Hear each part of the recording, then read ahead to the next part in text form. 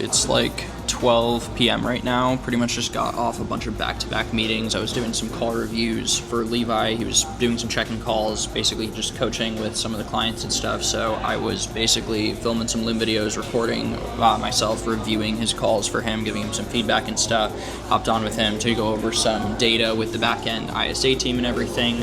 A couple of the biggest projects that we're working on right now is increasing the lead quality for our clients right now, for the real estate agents. And so we're going to the drawing table, basically testing tons of new strategies, targeting seller ads, more specific offers for buyer ads as well, using new construction, different things like that, playing around with a lot of landing pages and stuff as well. And then one project that I've been working on for a few weeks now is like an AI voice bot, and we're gonna just test it with a few clients basically to see how it goes.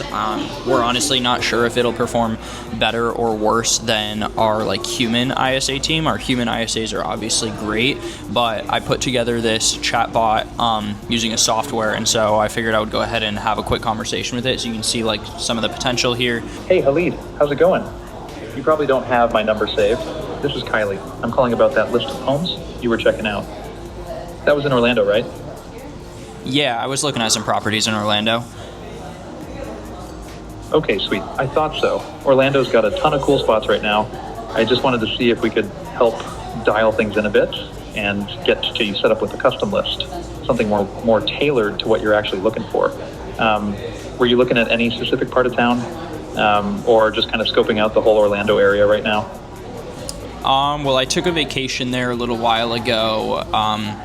Me and the family were spending some time in Lake Nona, and we really kind of fell in love with the area. So right now we're based out of Tennessee, so we're kind of thinking about relocating. We've been here for a really long time, just kind of want something new. So yeah, we were kind of just exploring, hopping online. I was just kind of browsing and seeing what my options were, if that makes sense. Oh wow, Khalid, but yeah, that totally makes sense. Lake Nona is such a cool area too. Super clean, modern, tons of growth. It definitely has that easy to fall in love with vibe. And hey, relocating from Tennessee, that's a big shift, but exciting, especially if y'all have been there a long time. I totally get just wanting something fresh. So even if you're just kind of browsing for now, I'd love to help you get clearer on what's out there. If you were to make a move, what kind of place do you think would feel right? How many beds and baths? Are we talking single family or something a little different?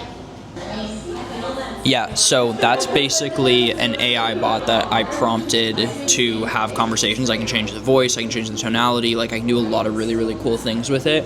And so I've basically been playing around this for a while just to see if it's more efficient, if it performs better. And I think this is going to be really, really huge in the next even 6 months, because I think it's just getting better and better and better and better. It's not limited by human error or human bandwidth at all. And so this thing can just make thousands and thousands of calls on behalf of our partners. And so we're going to test it out with a few agents and just kind of see how that goes, let the data make decisions for us. But I think there's a ton of potential here. It's basically just going to be qualifying them and then getting them connected live on a phone call with our partners. So we'll keep you posted. I'm going to keep on iterating and testing with some of these things. But I think this could be really, really huge just to improve our product all around and double down on our follow-up and just keep on, generating better and better results for our clients. Till I'm 45, thuggin' outside. I'm that guy. Tied a soldier rack tight. I be in my vibe. Don't fuck up my vibe. Fuck around and die. Yeah, I ain't worried about it. Use this gospel for protection. Praise the Lord.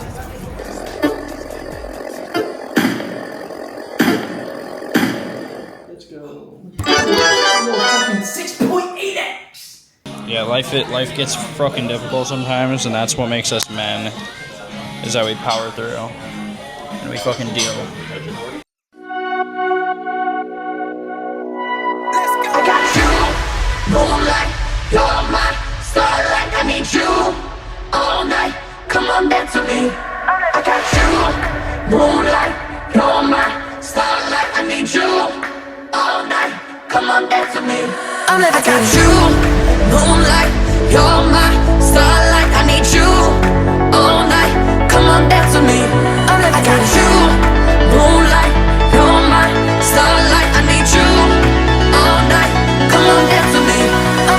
So one of the biggest things that I've actually been struggling with lately in business in general is shiny object syndrome. Now, this is something that I never would have expected me personally to ever struggle with, because my entire like first 12 to 18 months in business, I was so locked in, and it was just like tunnel vision all the way, only focusing on the task right in front of me or taking that next step forward with whatever I'm doing right now.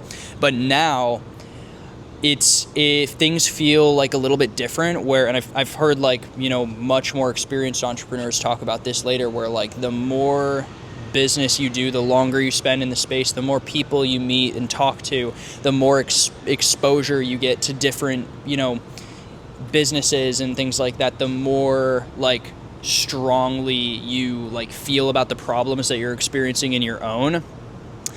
And that's like one crazy part about like scaling and kind of getting to that plateau where like you're an actual business, and it's not just like you know, a virtual assistant and like this like tiny like small team where you're dealing with every single person directly yourself. Like now we're at a place where we're making hires that, you know, I don't speak to on a daily basis personally, or, you know, there are clients that I don't have direct relationships with myself. And it's like you get to a point where obviously as you expand, you're going to run into problems here and there, but the problems just feel so much harder to solve. Like that's kind of obvious. Like the bigger you get, the more you grow, the bigger your problems are going to get as well, and the harder it's going to be to solve them. And when that happens, and you also at the same time have like insight into like so many other people's lives and other businesses and stuff, it's like really, really easy to just be like,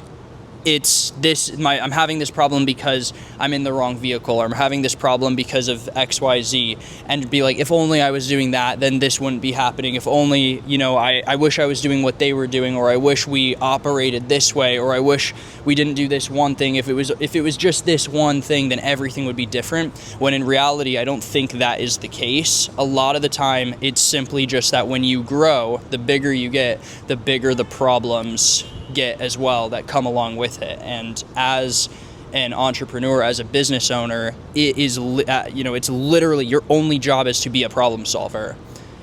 As you grow, no matter what, you're going to run into problems, and that's your only job, is to solve them so that you can keep pushing forward. And they get more and more and more and more difficult to solve. But when you do solve them, obviously the returns get so much greater as well. They allow you to make more money, work with higher caliber individuals, meet, you know, higher caliber people, like, and just do all kinds of crazy things that you never would have expected to, you know, back in those early phases of just sitting in your room on your laptop, grinding day by day, just trying to make it through, you know, your outreach, or just trying to make it through, you know, figuring out how to run a Facebook ad, or whatever it is, getting through onboarding your first client, whatever it is, whatever you do, it doesn't matter. There's still that initial phase of just trying to figure this shit out.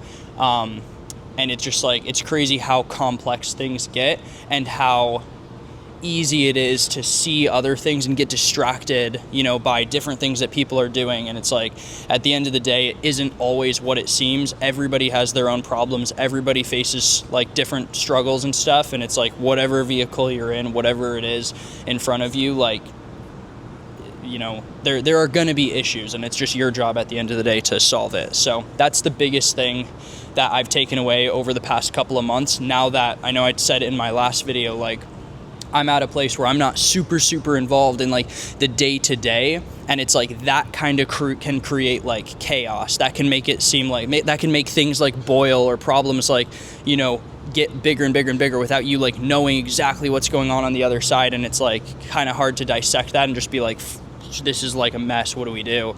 I wish I just didn't have to deal with this. If I was doing this, I wouldn't have to deal with that. And so that's just something that's kind of been going on lately with me, and I'm working through it, just kind of, you know, taking it day by day, chipping away at whatever the problem is at hand. But moral of the story, though, is just keep on grinding. Don't get distracted. When you run into a problem, do everything that you can to solve it, and do your best to think logically and solve problems using logic, and actually trying to like figure out, like, get to the bottom of it, and don't just go off of the way that you feel, because I have made mistakes in my business where I'm feeling one thing, but it's a difficult, like, problem to solve, so I go for a quick fix, and it's just like, you're never gonna, like, just be, like, brutally honest with yourself and really, like, think through shit, do your research and test and listen to the data. Like, the data is, like, the number one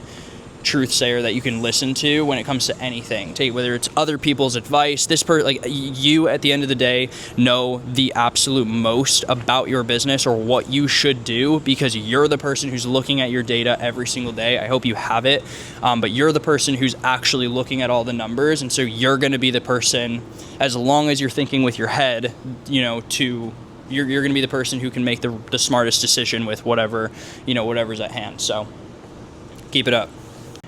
Anyways, we're here in Toronto. As you can see, we've got about 4 more days here, and then we've got a flight to New York City. We're going to be spending almost 2 weeks there, and then we're off to Bali. Let's go. Left foot, right foot, levitating. Pop stars, do a leap with the baby.